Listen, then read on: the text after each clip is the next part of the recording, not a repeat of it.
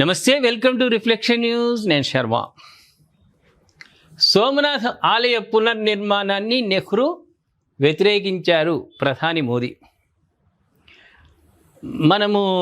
మన గ్రూప్లో శ్రీస్తుతి భక్తి ఛానల్ ఉంది కదా, అది మీకు తెలుసు, మీరు దాన్ని అబ్జర్వ్ చేస్తున్నారు. దాంట్లో మనం చెప్పుకున్నాం, సోమనాథ ఆలయ నిర్మాణం సమయంలో నెహ్రూ ఈ ఆలయాన్ని పునర్నిర్మించాలని ప్రయత్నం చేస్తున్నటువంటి వాళ్ళను, అప్పటి సంబంధించినటువంటి మంత్రులను, సర్దార్ వల్లభాయ్ పటేల్, రాష్ట్రపతి రాజేంద్ర ప్రసాద్, వీళ్ళిద్దరూ కలిసి దాన్ని పునర్నిర్మాణం చేయాలంటే నెహ్రూ వ్యతిరేకించాడు.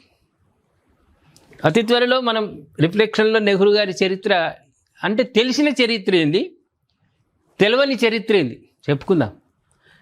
వాళ్ళు ఈ తాత, నెహ్రూ తాత అని ఇవన్నీ తాతలు వాళ్ళు పెట్టించుకునే, ప్రజలు విలువలే. వాళ్ళని తాత అని విలువలేదు, పిత అని విలువలేదు, ఏది విలువలేదు, కానీ వాళ్ళు పెట్టుకున్నారు. జనంలో ఏదో ఉండాలని. ఇక్కడ మనం ఒకసారి డీటెయిల్స్లోకి వెళ్దాం. ప్రధాని నరేంద్ర మోదీ మరోసారి దేశ తొలి ప్రధాని జవహర్లాల్ నెహ్రూపై తీవ్ర విమర్శలు ఇచ్చారు. వాస్తవమైనటువంటి విమర్శలు. స్వాతంత్ర్య అనంతరం గుజరాత్లోని సోమనాథ ఆలయ పునర్నిర్మాణాన్ని నెహ్రూ వ్యతిరేకించారని ఆరోపించారు. బుజ్జగింపు రాజకీయాల కోసం జాతీయ ఆత్మగౌరవాన్ని పక్కన పెట్టే శక్తులు దేశంలో ఇప్పటికీ ఉన్నాయని, అప్రమత్తంగా ఉండాలని ఆయన పిలుపునిచ్చారు. సోమనాథ్ ఆలయ పునర్నిర్మాణం జరిగి 75 ఏళ్లు పూర్తయిన సందర్భంగా సోమవారం నిర్వహించిన సోమనాథ్ అమృత్ మహోత్సవ్లో ప్రధాని మోదీ పాల్గొని ప్రసంగించారు. ఈ సందర్భంగా ఆయన మాట్లాడుతూ 1951లో సోమనాథ్ ఆలయ పునఃప్రతిష్ఠ కేవలం ఒక సాధారణ విషయం కాదు, అది భారతదేశ స్వాతంత్ర్య నాగరిక స్పృహకు ప్రతీక అని, స్వాతంత్ర్య అనంతరం ఆలయ పునర్నిర్మాణానికి అంకిత భావంతో పనిచేసిన సర్దార్ వల్లభాయ్ పటేల్, తొలి రాష్ట్రపతి డాక్టర్ రాజేంద్ర ప్రసాద్ సేవలను ప్రధాని కొనియాడారు. వీళ్ళిద్దరే కలిసి దాన్ని పునర్నిర్మాణం చేసి ప్రారంభోత్సవానికి మేము పోతామంటే మీరు పోకుండా అన్నాడు. వీళ్ళిద్దరిని, వల్లభాయ్ పటేల్ను, రాజేంద్ర ప్రసాద్ను నెహ్రూ పోకన్నాడు. ఆయన రాడు, ఆయన రమ్మంటే రాలే. ఎందుకన్నాడు? మీరు హిందూ దేవాలయాలకు పోతే ముస్లింలు, క్రైస్తవులు బాధపడతారు, వాళ్ళు దుఃఖపడతారు. తువ్వాలలో కర్చీఫ్లు కొత్తగా కొనుక్కొచ్చి ముఖాన్ని పెట్టుకొని బాగా దుఃఖిస్తారు. వాళ్ళ దగ్గరికి పోకుండి వీరు అని మాట్లాడి. హిందూ వ్యతిరేకులు ఇదా? గాంధీ కుటుంబం హిందువులకు వ్యతిరేకులు వాళ్ళు. గాంధీ తాత కూడా అన్ని మతాలు సర్వమతం అన్నాడు. ఏమైంది వాళ్ళు? మన దేవాలయాలు, మన సాంప్రదాయాలు మనం ఎక్కడైనా మైక్ పెట్టుకొని భజన చేస్తుంటే ఊరుకొచ్చిరి. వాడు మైక్ గుంజుకపోయి, వాడు ఆంప్లిఫైర్ గుంజుకపోయి. ఇదా? గౌరవించాలి కదా.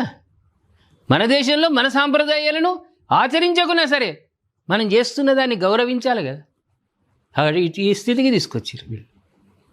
వ్యతిరేకులు, హిందూ వ్యతిరేకులు వీళ్ళు. గాంధీ కుటుంబం, నెహ్రూ కుటుంబం అంటే వీళ్ళు గాంధీని ఎందుకు పెట్టుకున్నారు ఉట్టిగా, కానీ నెహ్రూ కుటుంబం మొత్తం హిందువులకు వ్యతిరేకం. వద్దన్నాడు ఆయన. 500కు పైగా సంస్థానాలను ఏకం చేసి ఆధునిక భారతాన్ని నిర్మించిన సర్దార్ పటేల్ సోమనాథ్ పునర్నిర్మాణం ద్వారా మన ప్రాచీన వైభవాన్ని తిరిగి పొందుతున్నామన్న సందేశాన్ని ప్రపంచానికి ఇచ్చారు అని మోదీ వివరించారు. గ్రేట్, వాస్తవం, అది 100% వాస్తవం. వీళ్ళని పోనీయలేదు, నెహ్రూ రాలేదు. ఎందుకంటే ముస్లింలు ఓటర్లు, అదేవిధంగా క్రైస్తవులు దుఃఖిస్తారు, వాళ్ళు బాధపడతారు, వాళ్ళకి బాధపడితే బాగుండదు అనే ఉద్దేశంతో రానియలే. పునర్నిర్మాణం జరిగి ఆలయ నిర్మాణం 75 ఏళ్ళు పూర్తయిన సందర్భంగా సోమవారం నిర్వహించిన సోమనాథ్ అమృత్ మహోత్సవ్లో ప్రధాని మోదీ పాల్గొన్నారు. అప్పుడు పునర్నిర్మాణం చేశారు. అంతకుముందు ముస్లిం పరిపాలనలో డ్యామేజ్ అయిపోయింది అది ఆలయం. దాన్ని మళ్ళీ పునర్నిర్మాణం చేసి 75 సంవత్సరాలు శుభ సందర్భంగా ప్రోగ్రాం పెట్టారు. అదేవిధంగా సంస్థానాలను ఆయన ఏకం చేసినటువంటి మహా వ్యక్తి సర్దార్ వల్లభాయ్ పటేల్, ఆయన దేవాలయాన్ని కూడా నిర్మాణం చేసిండు. ఈ మహత్కార్యానికి నెహ్రూ నుంచి తీవ్ర వ్యతిరేకత ఎదురైందని మోదీ ఆరోపించారు.